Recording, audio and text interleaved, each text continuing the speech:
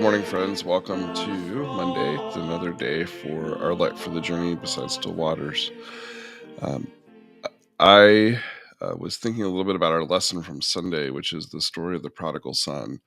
So, which of course is the story of the two sons, one who stays behind and is faithful and does all the things the father asks, and the second son, of course, is the one who takes half his father's wealth and goes off, squanders it, and then finds himself coming back. And it's a wonderful story of sibling rivalry, of the use of resources, of sin and return, but also one of the themes that's really clear in Jesus' teaching is those who are faithful from the beginning, but also those who come to their faith or return to God at a later time.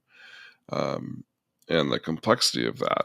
I know as a leader in the faith community, it sometimes is hard when you have people who are very faithful to God and very faithful in the midst of the community. Sometimes when others come back or when they return to faith after having been gone for a while, um, there is a real sense of sometimes resentment, just like the son has. There's also rejoicing, often being really, pleased when someone returns home to the faith. G.K. Chesterton writes, "It was his home now, but it could not be his home till he had gone from it and returned to it. Now he was the prodigal son." What's it like to feel at home in our faith? I think Lent is a time when we have an opportunity to return to our faith, even if we feel like we've been close to it. But what is it like to feel at home? I love that notion, to feel at home in our faith.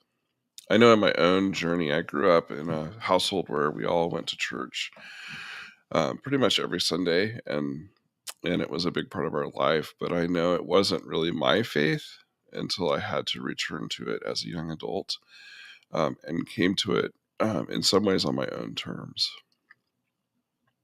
I want you to think about that in this day, about what it means to be at home in your faith, and even sometimes to acknowledge that maybe there's a duplicity in our life, where we might be a little both of the sons in the story. We might be the one who is faithful some of the time, but also there may be parts of us that are the prodigal son. And I think Lent affords us the opportunity to do that hard work, and to really have that effort to come back. The prodigal son who wastes everything and yet is welcomed and returned into God's grace, but also the faithful son who's always within God's grace. So as you continue in your Lenten journey, think about what it means to find your home in God's grace, and what it means to be at home, and in the rejoicing of so many when that happens. God bless. Have a great day, and we'll see you tomorrow.